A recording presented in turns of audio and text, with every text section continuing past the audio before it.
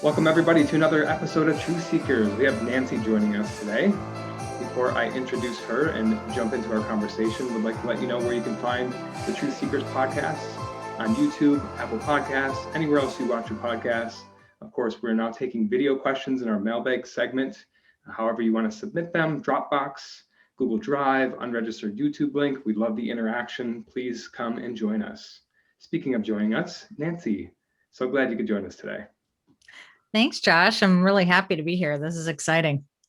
Absolutely. And well, you and I have connected a couple times before today, and I think you hmm have quite a story to share, and it's very interesting to know where you've come from and what you're building. So I'd love to Mm. start there with you've started your own business. Is that correct? Tell us a little bit more about that. Yeah. So I came from corporate America. I came from Microsoft, to be specific. And I spent many, many years at Microsoft. I loved it. It was a fantastic journey, a fantastic adventure. But I came to the end of that journey, and I really I wanted to do something a little bit more. And I really wanted to be able to connect directly with people. There aren't many positions at Microsoft that do connect directly with their customers, right? There's a lot of behind the scenes people there. I'm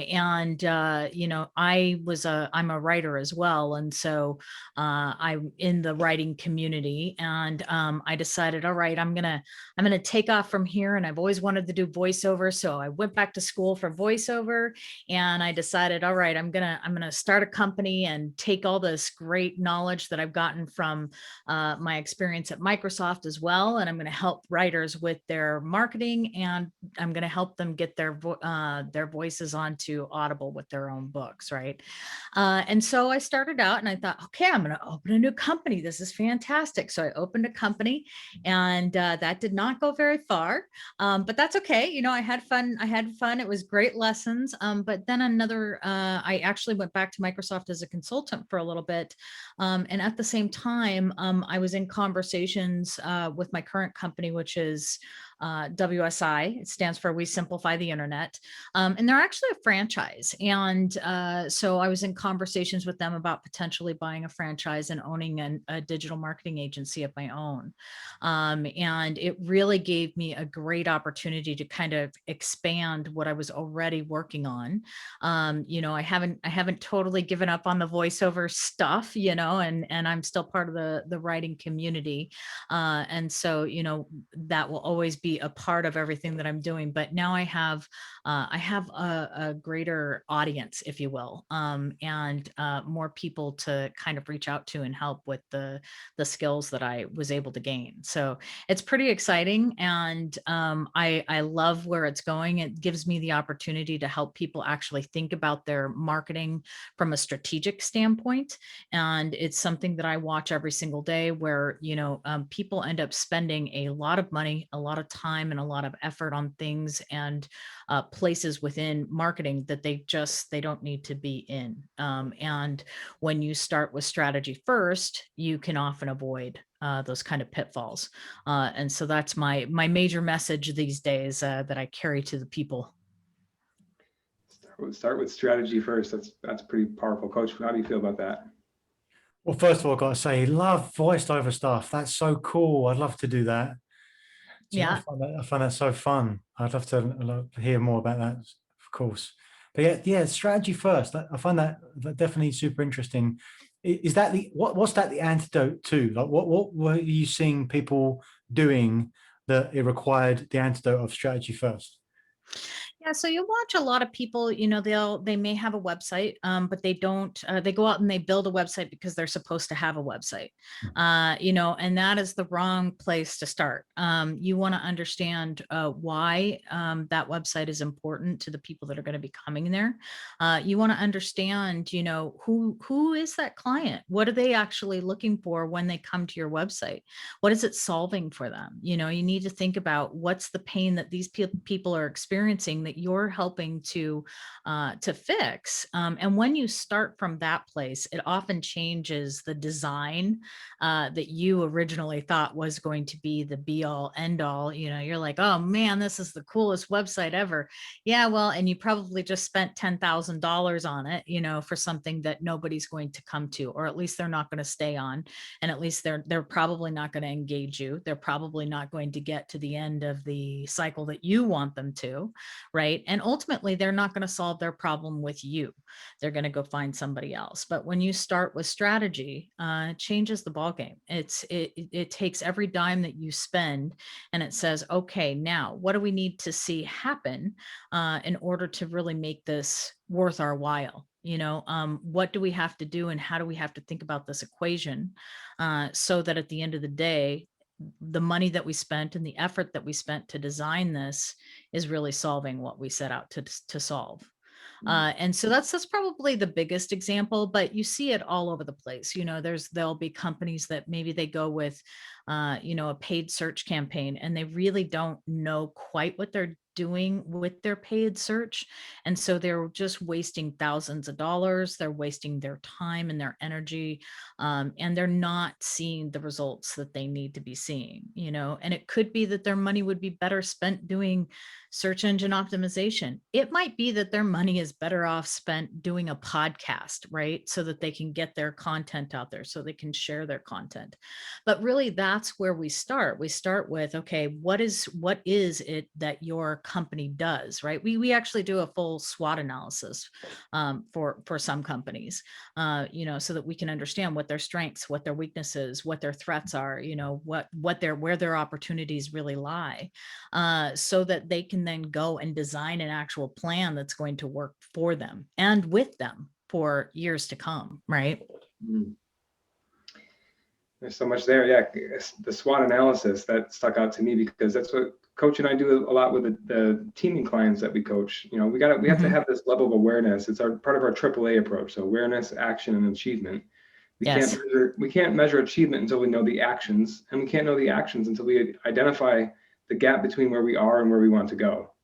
So when we talk strategy, it's that exploration stage that really sets the tone for what, like you mentioned, where's the pain? What problem are we solving? I think, I wonder if you might agree with this, that there's a level below or beneath the strategy to find that for ourselves. Like Coach and I talk about that. What kind of clients are we serving? Well, I think our ideal clients are ourselves. Maybe a couple of years ago, the problems that we've overcome to get to where we are and to have knowledge about the clients that we're serving. It's not actually trying to solve problems. It's trying to teach people the way that we've solved problems already. And because we've been through it, that's where the power, that's where the value comes. Yeah. Is that true? Yeah, absolutely. Actually, you just brought to mind my last conversation with you. I can't wait to tell you all the great things that I've done in my life since that one conversation. I'm like, man, this guy's good. He's a good coach. All right. I love it. Coach, how do you feel about that, Coach? Shout out to Coach Josh. Absolutely. Yeah, the AAA approach for sure. I believe that we're always in, whether you call it the AAA approach or not, it doesn't really matter. We're always in that place of like, we're either in we're at the end of that particular cycle, middle of it, or the beginning of it, and just kind of drawing an awareness of what that is. So when I hear you say strategy first, Nancee, for me, that's even step back even further. It's starting with the end in mind. To you've one of Stephen Covey's habits. It's like, okay, well, why are we even doing any of this stuff? And what you just spent 10 grand on a website because it's supposed to be the thing that you do, or someone said that they've got a great paid marketing service that you decided to take up. Like, I'm sure they're very good, but it depends. Like, it depends where you want to go. Like, what's your end game here? Where do you want to get to? What do you actually want? Which is the number one question that people do not ask themselves, which they feel like they ask themselves, but actually don't. So I think it's the application of that is so powerful. So it's cool to see having that pulled together and, what you're setting out here, Nancee. Yeah. And I think you guys ask it from the personal perspective, right? Like, so for me, what is it that I want and as my coach, you're directing me to ask that question. Whereas with my clients, I'm like, I want to know, what do your clients want? right? What is it? And now you need to go and ask the right questions, do the right research to really understand that, because I can't tell you how many people think that they understand what their clients want. And they really have no idea, right? And then they come and talk to us. We start talking strategy. We start doing a persona for their clients. And at the end of the day, they're almost shocked. They're like, I really had no idea that this was who my client was. And I know that sounds so bizarre. You would think, if you've got a product, if you've got a service, that you totally understand exactly who's going to be buying that, but it just, most of the time, it's just not that easy. So true. And I think that process is intentional in a way that, like, you can do the opposite, right? You don't have to do that, and you can kind of make it work. You can have a fantastic sales team and people who make relationships, but at the core belief, and I think Coach and I agree on this, is that we're trying to get to a place to where we spend, we talk about our sweet spots, 70% of our time doing the things that we love to do in our business with the people that we love to do them with. Like we love our clients. They're people that we would hang out personally with, right? They're people, they're our people, and then have it be okay to make really good money doing it. And that's the combination. That's the passion, purpose, profit. It's the sweet spot that we want to live in. And I think that can only happen, like, there's definitely a scalability play there. Like, you have to start somewhere, but it's internal. It's something that you have to know for yourself, strategy, before you can start going after or solving problems. You have to identify what that actually is before you can move forward with that. Yeah. Yeah, for sure. So what would you say is the evolution of that in your business? So you even mentioned, maybe had a bit of a hiccup, or I don't know how you would refer to it, but something that you've tried, right? But that gave you experience. You have more knowledge now, more information from what you've tried. Where are you now with that? What have you taken away from that experience to implement into this business? Yeah, actually, I think it's exactly what convinced me that I wanted a franchise model. I think that going into business for yourself is a great thing, but especially if you're coming from corporate America, you have this you're spoiled. You've got the brand, you've got you've got all the team that helps you actually generate your work every day, right? They help you get the job done. And when you go into business for yourself, you don't have any of that, right? I mean, the first thing you have to do is figure out what your logo is, figure out what that looks like, figure out, what's the name of your company. And I've actually seen some companies that are out there. They do business without a company name. It's just the person, right? It's still a brand, but and the thing is, though, for me, I was really spoiled, and I loved having the templates. I loved having those connections. I loved having the network, and I didn't realize how important that was to me. And I still had those connections after I left, but in my new business, I needed those connections that were directly involved with my business. And so I needed to go and find my tribe, as it were. And, and WSI is that tribe for me. I love it because I have a worldwide network of people. And they, you would think that we'd all be kind of competing, since we're all digital marketers in the same space, in essence, right? But it is amazing how supportive we are of each other, helping each other find great solutions for our clients. So I know, if it's something that I've never dealt with, guess what? There's somebody in my network that has dealt with it before, right? If I can't deliver a service myself, I've got someone in my network that can. And that just, for me, makes it so worth it. But on top of that, I've got all the branding, I've got all the templates, I've got everything right there in front of me. So I think that was probably the biggest lesson for me in opening my own company, was realizing how much I didn't want to have to do all that stuff. Yeah, it's easy to, I mean, if you're corporate America, and I worked in the corporate world for 20 years, you don't think about those type of things, right? Like right. Mostly, depending on the role you're doing, but mostly you don't think about that stuff. It's already there. The brand's already established, and you just do what you do and do what's in front of you. I've got a couple of questions I'd love to dive into, for okay, Nancee. I want to really understand like where you want to go with this. What's your vision for this?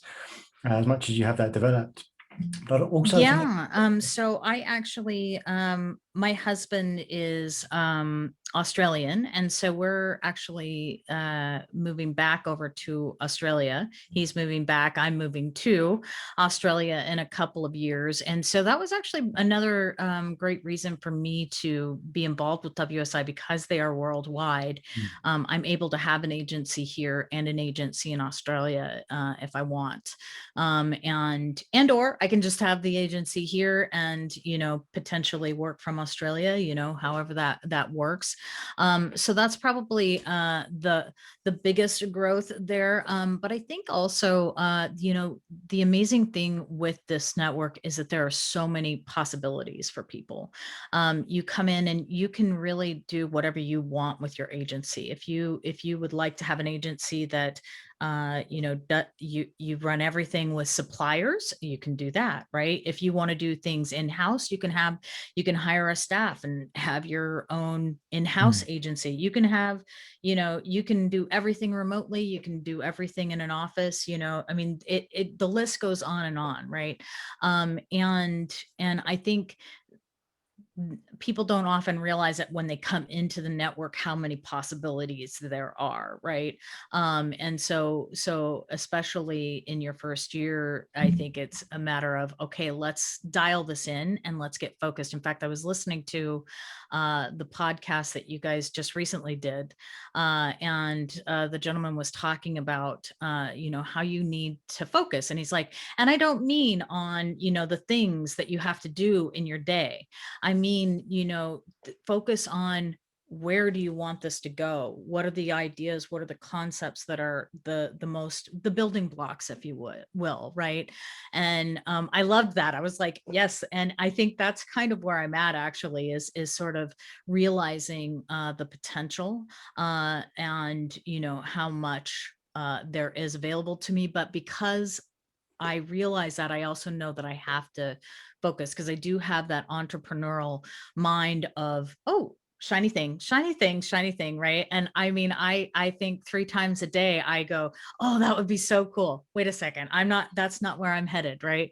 And I think so that for me is getting that, really dialing in and getting that focus of what do I want my agency to specialize in, right? Because our map of the digital marketing space is humongous. I mean, we deliver everything. We're a full service digital marketing agency, but that can be really overwhelming to a client as well. They're like, so wait, what do you do? So I think getting clear on the picture for me is part of where I'm at right now. So thank you for that, Nancy.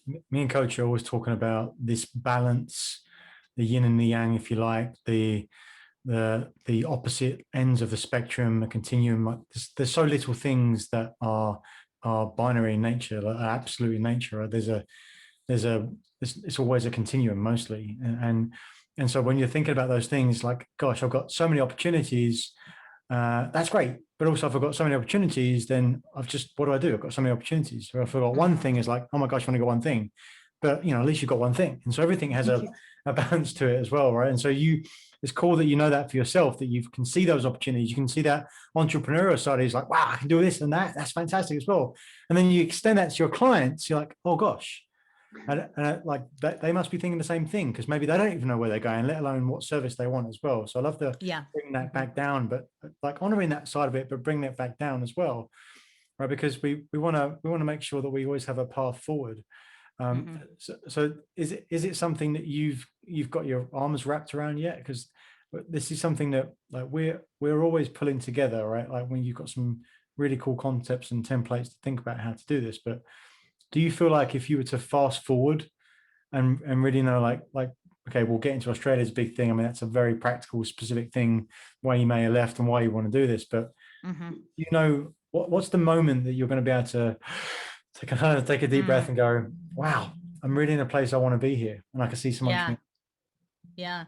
I think it's for me, it's really a matter of, do I feel like I could go on vacation, and that is, where I could walk away from the business and I maybe have one person, that I depend on, that could fill in for me for a few days, and it wouldn't be an issue, right?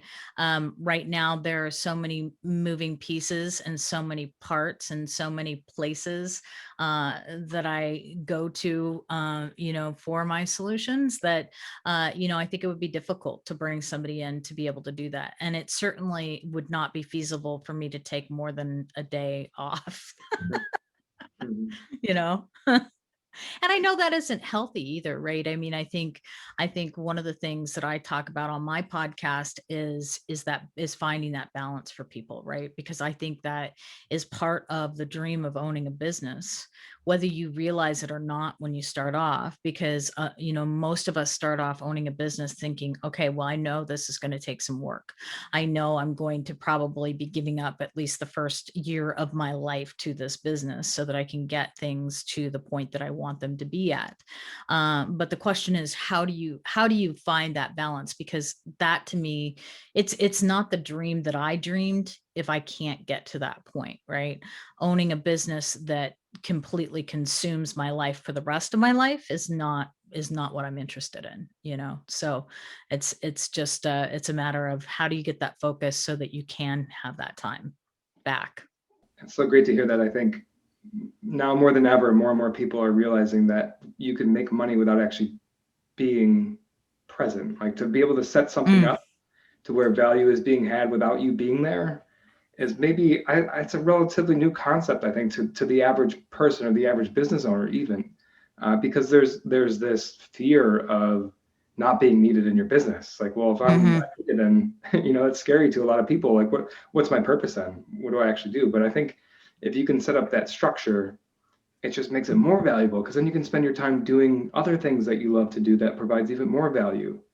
And I just picture, like, I got this image as you were talking of, like, I don't know, all these energies just like floating around. And it's our job as business owners to put some structure around, like, well, this energy can only go in this tube here. And then this one can only go through this one. And then, like, it's easier to set up the process or an SOP or some sort of thing that makes sense to somebody who might be foreign or come into your business, let alone a partner that you might have that you can train up for X number of months or years, and just make it Mhm. super clear what's expected. And just you're systematizing or delegating the things maybe that drain your energy, and you're spending your time doing the things that give you energy. I think Yeah. that's so powerful. Yeah, I've got a friend who says, hire out your weaknesses, right? And that is so true because I was reading a comment on LinkedIn yesterday that the gal was saying, hey, look, quit glamorizing overworking. Quit glamorizing, stressing out, quit glamorizing this idea that we have to work ourselves into the ground and nobody should sleep or eat or be healthy, while they're on their pursuit to success, on their road to success. And I mean, some of the comments, it was really amazing to me, how many comments were like, no, that's what you have to do, and I think there's a major disconnect uh as a business owner. Yeah, you want to be a hard worker, but you do have to find that space, and hiring out your weaknesses is the way that you do that, right? To be able to, and usually if you're hiring out your weaknesses, hopefully you're finding people that actually enjoy what it is that you don't enjoy, and then that's how you build an awesome team. That's how you build people who enjoy actually coming to work for you every day, is because you've invited those people that actually enjoy doing that dang spreadsheet. I almost swore there, but And there's people out there that love spreadsheets, I think is your point. Like you're saying, think of a company where 70 or all the people are spending 70% of their time in their sweet spots, and everybody's just kind of living in the zone. And Mhm. that's the zone of brilliance magnified. Like, it's already powerful as one person, but think of a whole company doing that. That's where Yeah. you bring the real value. Yeah, well, and I think it's just the animosity that so easily grows when that isn't the case, right? You know, and you may have somebody who, yeah, they're a hard worker and they're doing what they're supposed to do, but every single time you come to ask them for something, they give you some, you know, snide remark, or you can tell that they really just do not want to be there or giving you what it is you're asking for, right? And that in itself starts to create and eat down a society in a workplace, you know. And I think I saw a lot of that in corporate America, right? And I vowed that if I ever owned my own company, I never wanted to see that happen, you know. Yeah. Just a quick plug for another coach in our company, Coach Alicia. She's known, or she's branded herself as the anti-hustle queen. Like hustle culture is not, she wants to reject that. Like that's not what this is about. We want to live our lives, even as we're building what we're building, to enjoy it. It shouldn't be, you know, of course there's stresses along the way and anxieties, because you're becoming somebody new. You're becoming a company that has never existed before. But along the way, it should always be fun too. You know, if there's any, if happiness has restrictions around it, like I'll be happy when, then it's not going to be the same thing as like enjoying the process as you're building it. And being happy when never comes. Exactly. Yes. Yes. Yeah, this is the most important thing today for me to kind of prompt the takeaways here, Coach, because I talked a little bit earlier about things not being binary. I think it's the same thing here, Nancee. I'd love to get your thoughts. If there's the work harder, you must work harder, you must work harder. And the opposite seems to be slack off. But again, it's not opposite. It's just the different ends of the spectrum. Just because you're not going crazy, working hard and stressing yourself out, doesn't mean you're slacking off. That's right. There's got to be a thought process along that continuum. So it's like work hard, work hard, work hard. That is good advice. That is good advice, but it's not all the advice. It's not the whole picture of it. And so that balance, like there's certain things that I see with my clients where they've been successful over decades with the work hard mentality, but they're just at a point where they're in the tyranny of the urgent. They can't do any more because they're maxed out. And these are people that are earning seven figures and they're worrying about getting back on people's emails in time. And those things don't seem to correlate, but it's just because they've got to that place, just there is no more for them. Even if they've got people, assistants and working for them, and they've hired out some of their weaknesses, they're still focused on their mentality. So they build it back in, And so at a certain point, we have to make a switch. It's almost an opposite. Actually, you have to work less to get more. You have to have that leverage. I think that's something that's difficult to comprehend, perhaps, depending on where you are in the journey. But I think it's important to see that as a zoomed out situation, because it really is. There's a lot of depth in that. Yeah. Well, I think that, you know, there's also that old adage that if you're doing something you love, you'll never work a day in your life, right? And I think that's really where that opposite end of the spectrum comes from. Yes, you know, I think when you first start, you're going to have to do things that you don't necessarily want to do, right? That's gonna be part of the mix. But it is getting to that point where, like you guys say, you know, 70% of your day, at least 70% of your day is doing the things that you love. Because there's a reason for everyone that started a business. There is a reason why they started that business. You know, there is a love, or there's a passion, or there's something there. And it is amazing how many people lose that so quickly because they get trapped in this cycle of doing, right? Or of having to do instead of getting to do, right? Ooh, I like that. Trapped in the cycle of doing. So yeah, my takeaway, and Nancee, I'm coming to you to get the last word, maybe a plug of where we can find you, maybe a message to your potential prospects. But my takeaway today is being focused on the end first and working backwards. So like Coach Nick said, starting with the end in mind. And I think that goes to your strategy point, but what are we strategizing for? So work backwards. Think of the biggest or the best version of your company or yourself that you can think of, and allow that to be possible. And then we'll figure out a way to get there. That's my takeaway today. Yeah. I love it. All right. So where can we find you? What if we want to know more about your business, or if you have a prospect looking for you, where do they find you? Yeah, so you guys, you can find me on wsi.com/Nancee, which is spelled Nancee -Johnson, spelled just like it sounds. that will bring you to my agency, but you also can find me at www.nanceejohnson.com, and that brings you to my LinkedIn profile. And you can also find me at nanceej.com, not to confuse your listeners, but and again, Nancee spelled with 2 E's. So, there you go. Yeah.